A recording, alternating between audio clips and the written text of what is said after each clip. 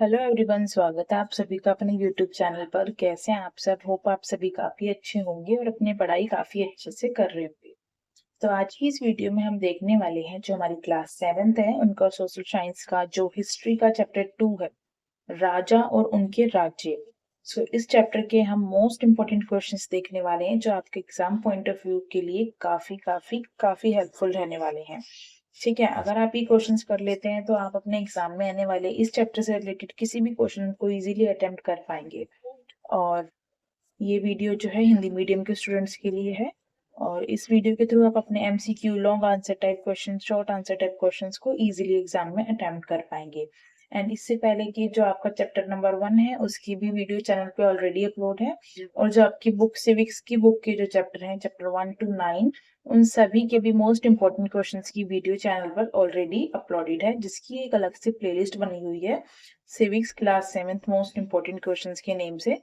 तो आप चैनल पर जाके सिविक्स की भी सभी चैप्टर के मोस्ट इंपॉर्टेंट क्वेश्चंस की वीडियो चेकआउट कर सकते हैं ताकि आप अपने एग्जाम में अच्छे से उन क्वेश्चन की हेल्प से अपना एक पेपर अच्छे से करके आ सके। तो इसी के साथ शुरू करते हैं अपनी इस वीडियो को। और उससे पहले अगर आप चैनल पे नए हैं तो प्लीज चैनल को लाइक, शेयर, सब्सक्राइब करना मत भूलें, क्योंकि एक वीडियो को बनाने के लिए बहुत ही मेहनत लगती है। और अगर आप मेरे चैनल को लाइक, शेयर, सब्सक्राइब करते हैं तो ये मेरे लिए एक बहुत ही अच्छी मोटिवेशन होगी। तो चलिए शुरू करते हैं अपनी वीडियो।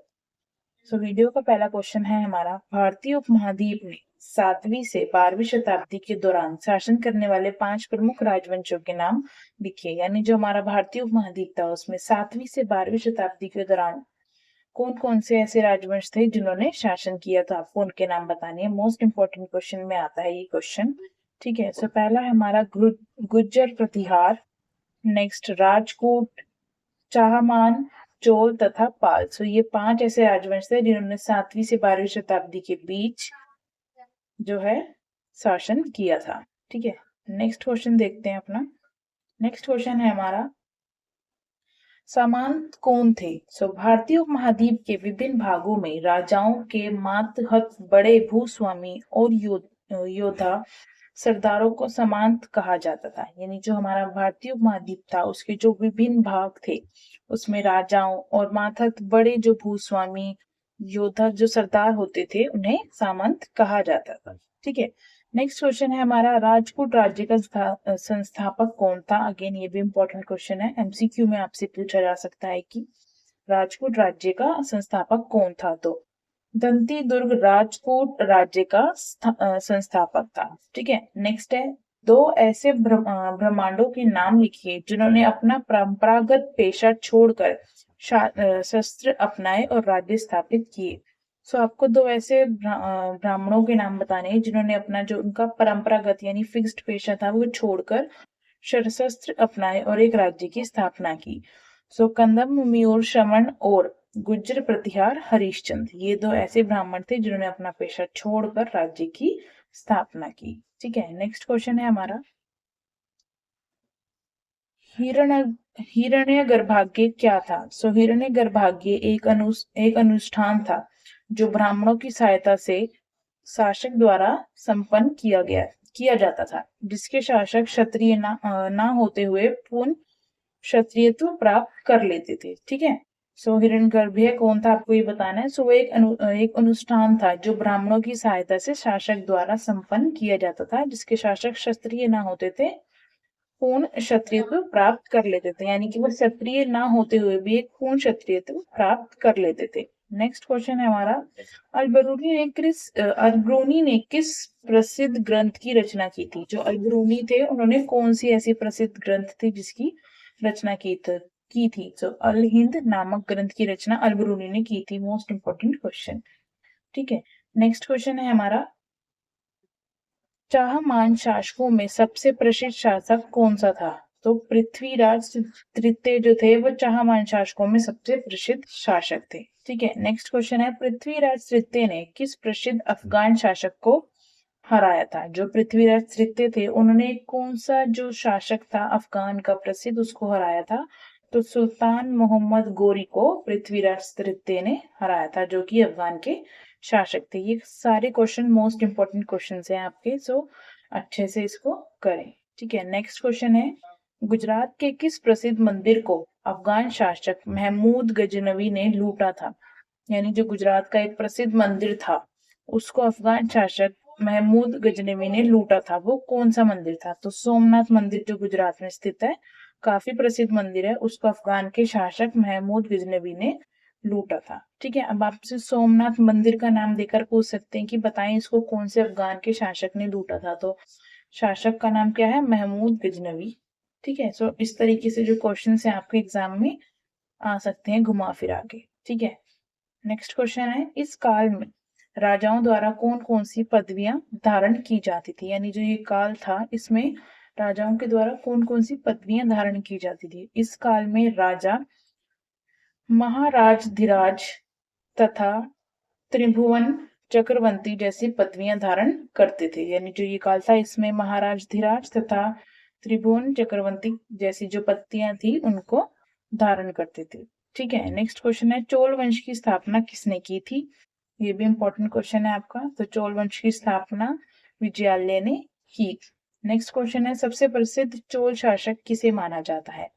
तो राज प्रथम को सबसे प्रसिद्ध चोल शासक माना जाता है। ठीक है, नेक्स्ट क्वेश्चन है हमारा, कल्हड़ ने किस प्रसिद्ध ग्रंथ की रचना की थी? सो जो कल्हड़ थे उन्होंने कौन से प्रसिद्ध ग्रंथ की रचना की थी? सो कल्हड़ ने राजंतगिणी नामक प्रसिद्ध ग्रंथ की रचना की थी। ठीक है, नेक्स्ट क्वेश्चन है, कल्हड़ के ग्रंथ में किस राज्य के शासकों का वर्णन किया गया है? यानी जो कल्हड़ के ग्रंथ थे उसमें कौन से राज्य के जो शासक थे उनका वर्णन किया गया है? तो कल्हड़ के ग्रंथ में कश्मीर के शासकों के इतिहास का वर्णन है। तो उसमें कश्मीर के जो शासक हैं उनके इतिहास का वर्णन किया गया है। नेक्स्ट क्वेश्चन है हमारा, वेटी क्या था? सो चोल शासक काल में तमिलनाडु में जबरन श्रम के रूप में लिए जाने वाले कर को वेटी कहा जाता था। यानी जो चोल शासक थे तमिलनाडु में, तो जबरन जब श्रम के रूप में यानी जो काम करते थे उसके रूप में जो लिए जाने वाला कर था उसे वेटी कहा जाता था। ठीक है, नेक्स्ट क्वेश्चन है हमारा, कदमई क्या था? सो कदमई एक भू राजस्व था। ठीक है, सो आप देख सकते हैं इसमें जो छोटी छोटी सी टर्म आ रही हैं जैसे कि आई, कदमवी आई, वेटी आई, सो ये सब टर्म्स आपके लिए काफी इंपॉर्टेंट है। ठीक है, सो इसमें जो क्वेश्चंस है ना आपके वो एनसीईआरटी की प्रत्येक लाइन में से बने हैं जो आपके लिए काफी हेल्पफुल है, इसलिए आप इन क्वेश्चंस को काफी ध्यान से देखिए, करिए और लिख के प्रैक्टिस करें। ठीक है, सो कदमई क्या था? हमारा एक भू राजस्व था। नेक्स्ट क्वेश्चन है हमारा, नागभट्ट कौन था? सो नागभट्ट एक प्रतिहार नरेश था। ठीक है, नेक्स्ट क्वेश्चन, किस चोल शासक ने गंगा घाटी, श्रीलंका तथा दक्षिण पूर्व एशिया के देशों पर हमला किया था? तो हम आपको इस क्वेश्चन में बताना है कि कौन सा ऐसा चोल शासक था जिसने गंगा घाटी, श्रीलंका और दक्षिण पूर्व एशिया के देशों पर हमला किया था? सो राजेंद्र प्रथम ने इन सब पर हमला किया था। ठीक है, नेक्स्ट क्वेश्चन है, राजराज और राजेंद्र प्रथम द्वारा बनाए गए कौन से मंदिर स्थापत्य और मूर्ति कला की दृष्टि से एक चमत्कार है? यानी राजराज द्वारा और राजेंद्र प्रथम के द्वारा कौन कौन से मंदिरों की स्थापना की गई थी जो मूर्ति कला की दृष्टि से एक चमत्कार है? सो उनके द्वारा जो स्थापित की गई थी वो है हमारे तंजावुर तथा गंगईकोंड चोलपुरम के बड़े मंदिर। ठीक है, तंजावुर और गंगईकोंड के चोलपुरम के बड़े मंदिर। ठीक है, ये वर्डिंग्स जो है इसमें ये नेम वगैरह है आपको थोड़े से मुश्किल लग सकते हैं, पर अगर आप इनको पढ़ेंगे बार बार तो आपको आसानी से आप इन्हें कर सकते हैं। ठीक है, नेक्स्ट क्वेश्चन है, चोल साम्राज्य में ग्राम परिषद और नाडु कौन से प्रशासनिक कार्य करते थे? ठीक है, सो चोल साम्राज्य में ग्राम परिषद और नाडु न्याय करने और कर वसूलने जैसे प्रशासनिक कार्य करते थे। क्या करते थे वो? एक तो न्याय करते थे और कर वसूलने जैसे जो प्रशासनिक कार्य थे वो करते थे। ठीक है, अब यहाँ से आपके थोड़े से शॉर्ट आंसर टाइप क्वेश्चन शुरू हो रहे हैं। जिससे पहले आपने आंसर्स करे हैं, क्वेश्चंस करे हैं वो वेरी शॉर्ट आंसर टाइप थे, यहाँ से हमारे शॉर्ट आंसर टाइप क्वेश्चंस जो है वो शुरू हो रहे हैं। ठीक है, सो फर्स्ट क्वेश्चन है इसका, 7वीं से 12वीं शताब्दी के मध्यम शासक संसाधन किसने और किस प्रकार इकट्ठे करते थे? मतलब किस प्रकार इकट्ठे करते थे? जो 7वीं से 12वीं सदी के मध्यम जो शासक थे वो संसाधन किन से इकट्ठे करते थे और किस प्रकार इकट्ठे करते थे? यानी कि जो उनके रिसोर्सेस होते थे, ठीक है, वो किन से यानी लेते थे और किस प्रकार से इकट्ठे करते थे, तो हमें वो बताना है। ये भी काफी इंपॉर्टेंट क्वेश्चन है आपका, पूछा जा सकता है। तो ध्यान से देखिए, 7वीं से 12वीं सदी के मध्यम भारतीय उपमहाद्वीप में शासकों द्वारा उत्पादकों जैसे किसानों, पशुपालकों तथा कारीगरों से संसाधन इकट्ठे किए जाते थे। ठीक है, तो किससे संसाधन इकट्ठे करते थे? किसानों, पशुपालकों तथा कारीगरों से।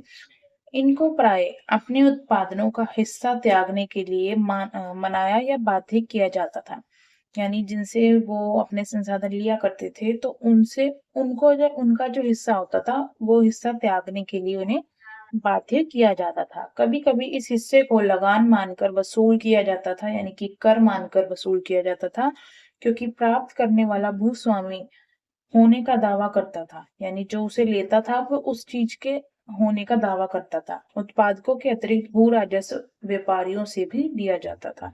यानी जो उत्पादक होते थे उनसे तो लिया ही जाता था, और जो भू राजस्व है वो व्यापारियों से भी लिया जाता था। ठीक है, नेक्स्ट क्वेश्चन है हमारा, करों से प्राप्त आय का प्रयोग किन कार्यों में किया जाता था? अगेन मोस्ट इंपॉर्टेंट क्वेश्चन है कि जो करों से आखिरकार आय प्राप्त होती थी, उस जो आय प्राप्त होती थी उसका प्रयोग किन कार्यों में किया जाता था? कर, तो देखते हैं आंसर।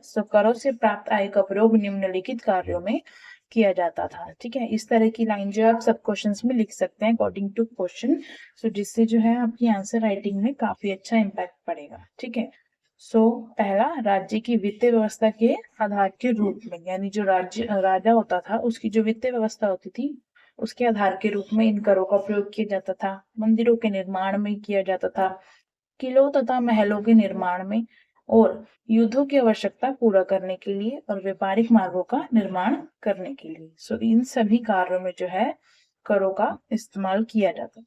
ठीक है, नेक्स्ट क्वेश्चन देखते हैं हमारा, प्रभावशाली पदों पर किनकी नियुक्ति की जाती थी? यानी प्रभावशाली पद, जो काफी अच्छे पद होते थे, प्रभावशाली होते थे, एकदम दावेदार पद होते थे, उन पर किनकी नियुक्ति की जाती थी? देखते हैं अपना आंसर, ये भी काफी इंपॉर्टेंट क्वेश्चन है। ठीक है,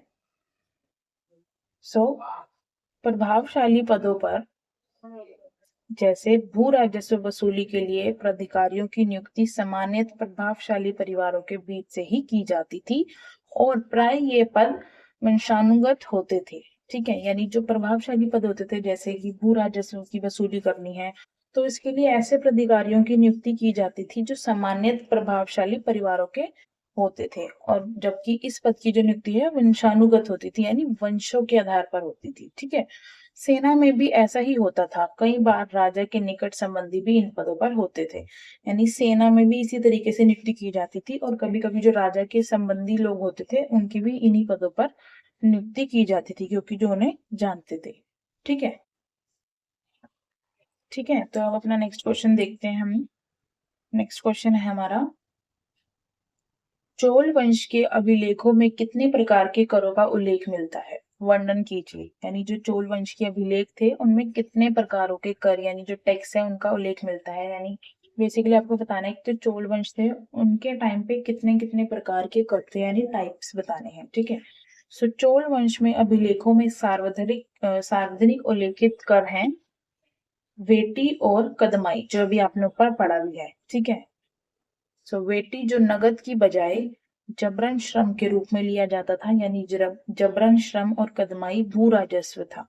ठीक है, इसके अतिरिक्त मकान पर छाजन डालने पर लगने वाला कर, खजूर या ताड़ के पेड़ पर चढ़ने के लिए सीढ़ी के इस्तेमाल पर लगने वाला कर, और पारिवारिक संपत्ति का उत्तराधिकार हासिल करने के लिए लगने वाला कर इत्यादि का भी उल्लेख मिलता है। तो जो चोल वंश थे उनके अभिलेखों में अगर देखा जाए तो ये जो कर हैं वो इस प्रकार है, जैसे कि वेटी और कदमाई। वेटी वो कर होता था जो नगद के बजाय जबरन श्रम के रूप में लिया जाता था।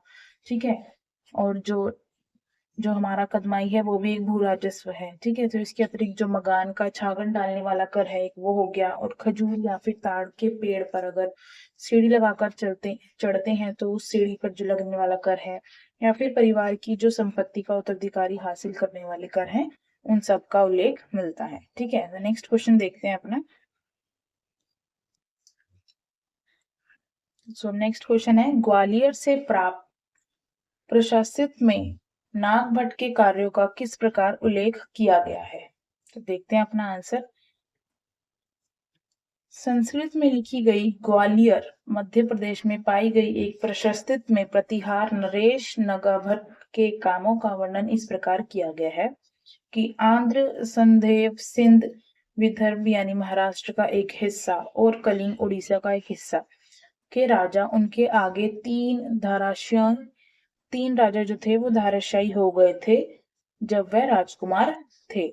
ठीक है, उन्होंने कंजौन के शासक चक्रयुद्ध को विजित किया।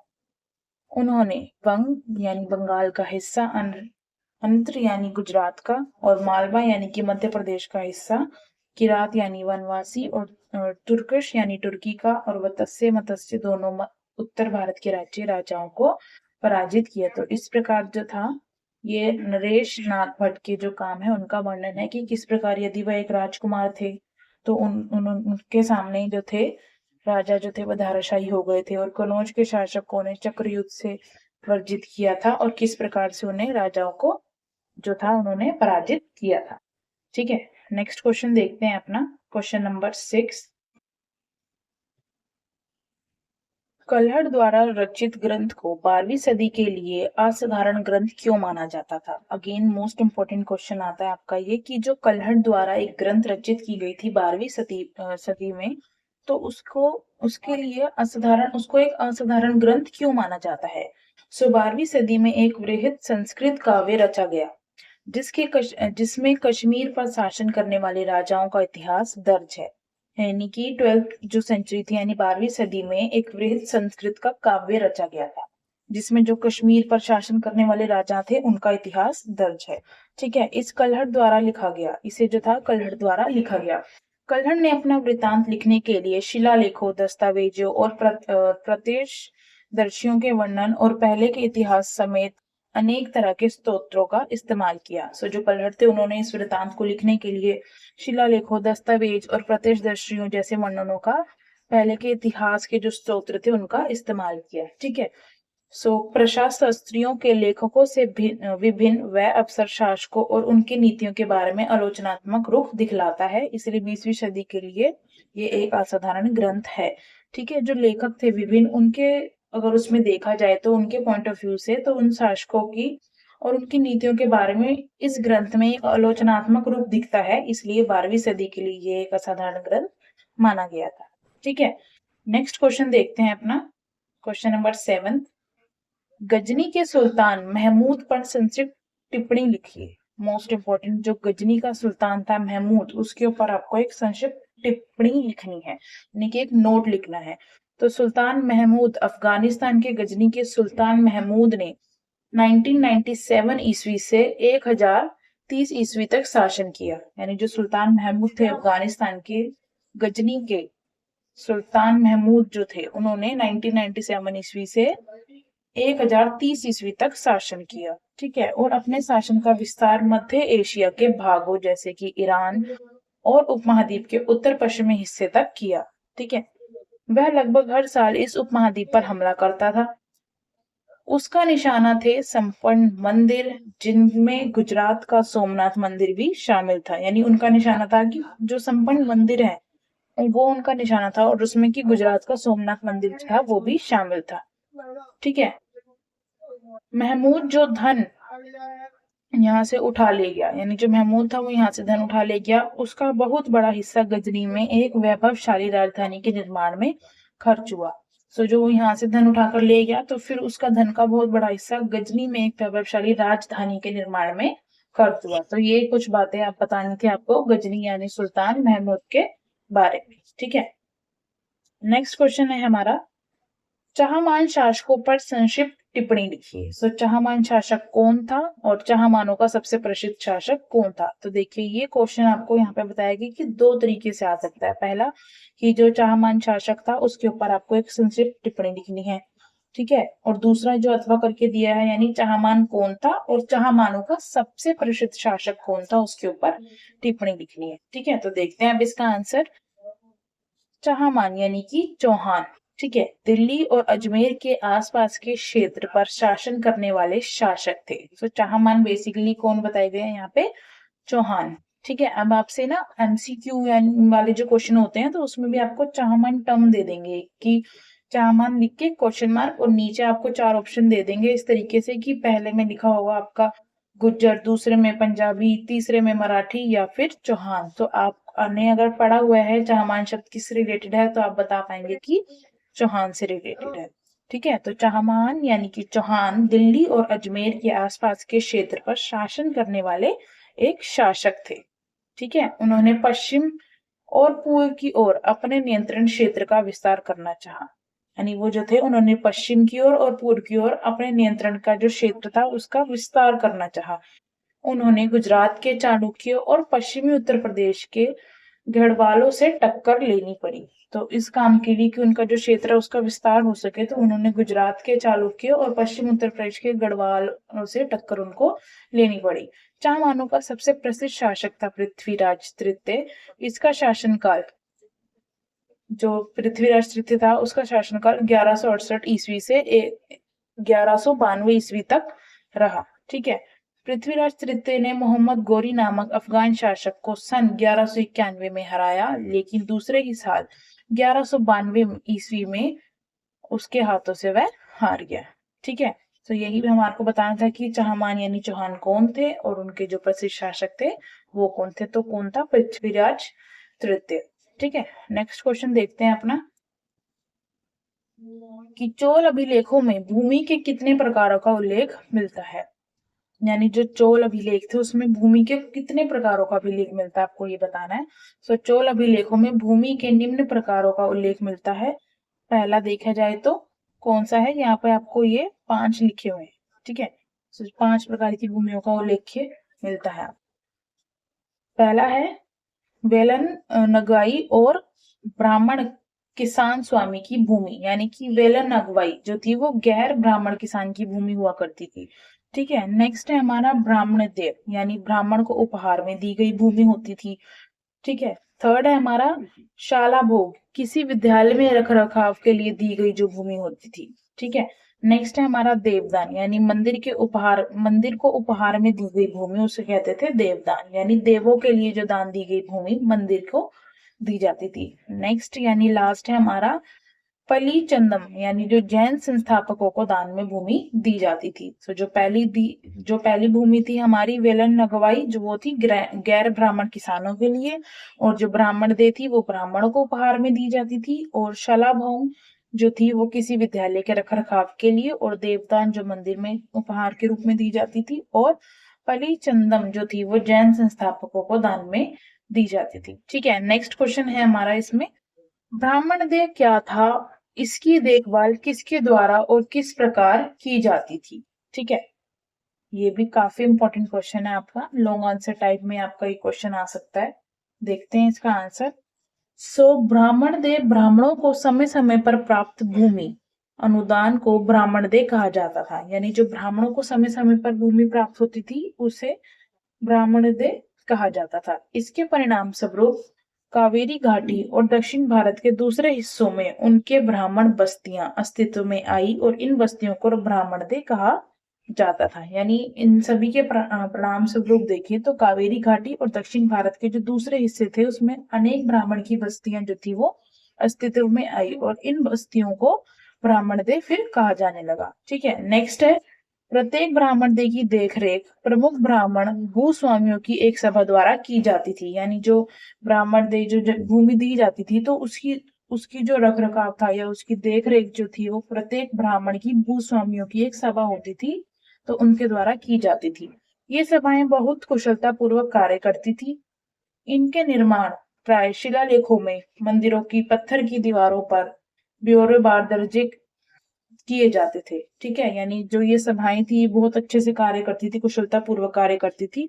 ठीक है, और जो इनके निर्माण थे वो प्राय शिलालेखों में मंदिरों की पत्थर की दीवारों पर और ब्यूरोबार दर्ज किए जाते थे। ठीक है, सिंचाई के कामकाज बाग बगीचे मंदिर इत्यादि की देखरेख के लिए सभा में विभिन्न समितियां होती थी। यानी जैसे कि सिंचाई का कोई काम है, मंदिर की देखरेख या फिर बाग बगीचे जो हैं, गार्डन्स वगैरह हैं, उनकी देखरेख भी जो है वो सभा में विभिन्न प्रकार की समितियां बनाई गई थी, तो उनके द्वारा ही की जाती थी। ठीक है, तो आपको समझ आ गया कि ब्राह्मण दे क्या होता है और उसकी जो देखरेख है वह किस प्रकार की जाती है और कौन करता है। सो ठीक है, ये जो था हमारा क्वेश्चन, इस वीडियो का लास्ट क्वेश्चन था। आई होप आपको ये वीडियो पसंद आई है। अगर इस वीडियो ने आपकी किसी भी तरीके से हेल्प की है और ये क्वेश्चंस आपके लिए अगर हेल्पफुल रहे हैं, तो प्लीज मेरे चैनल को लाइक शेयर सब्सक्राइब करना ना भूलें, और वीडियो का एंड तक जरूर देखा है जिन्होंने, उनको दिल से धन्यवाद।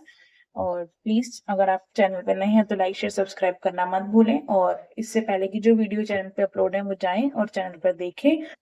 और जो हिस्ट्री का चैप्टर 3 है उसकी वीडियो भी चैनल पे जल्दी आएगी, तो चैनल को सब्सक्राइब करें और बेल आइकन को प्रेस करना ना भूलें। Thank you so much for watching this video. Till then take care and bye bye.